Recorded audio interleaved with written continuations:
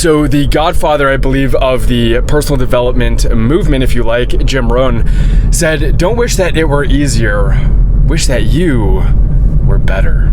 And downstream of that is that instead of growing resentment, getting bitter about life, you just get better at life. And the way that I found to do this is just to systematically expose yourself to adversity, the things that are a bit of a stretch, a little bit uncomfortable. And when you do that, you cultivate character and you realize that you can contend with life in a more productive way. You realize that you don't have to fail to see the 3 fingers pointed back at you anytime you point peripherally.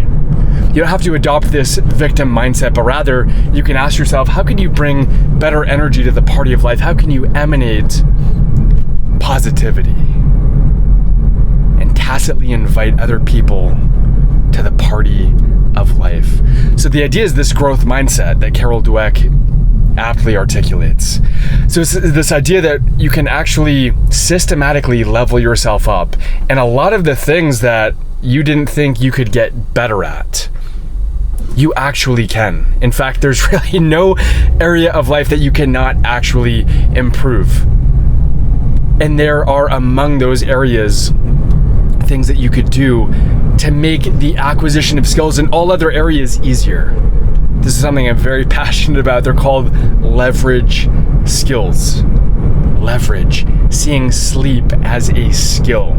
Optimizing, really dialing in your sleep is something that is going to improve every other area of your life. So too will mindfulness. And those are 2 huge pillars that you really want to address on this self-actualization journey.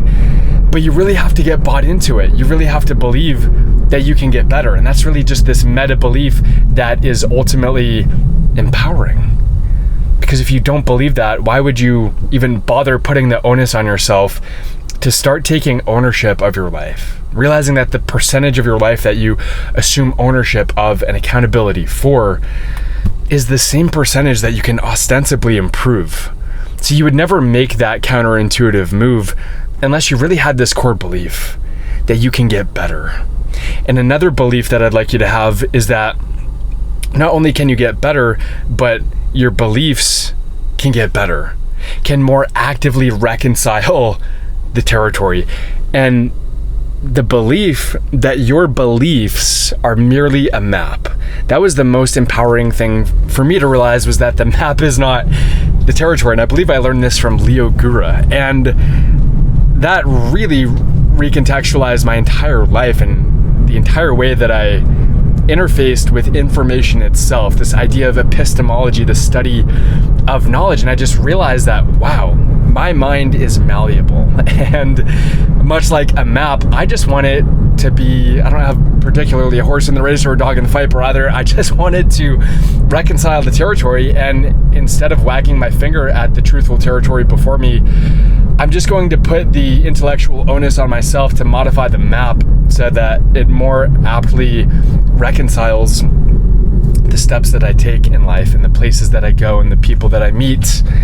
And I just want to emanate good energy, and I want to see more things and meet more people and have incredible moments merge with the moment and have incredible memories to reminisce about. So, have a growth mindset. Realize that you are malleable, your mind, and anything that you want to get better at, you can actually do that.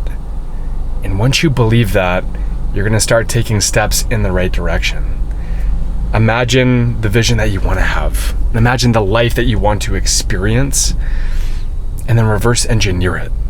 Start with the end in mind and just shoot your shot. Ready, fire, aim. Like, just shoot your shot. You don't have to have all of the ducks in a row. You don't have to have everything so assorted.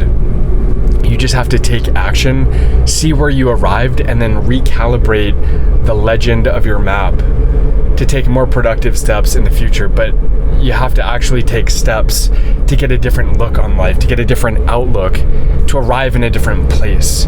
You can't just keep doing what you've always done and expect different results. I mean, you can, but that is the definition of, as is often espoused, of insanity. So take action, love your life, love the possibilities therein, and find your freedom.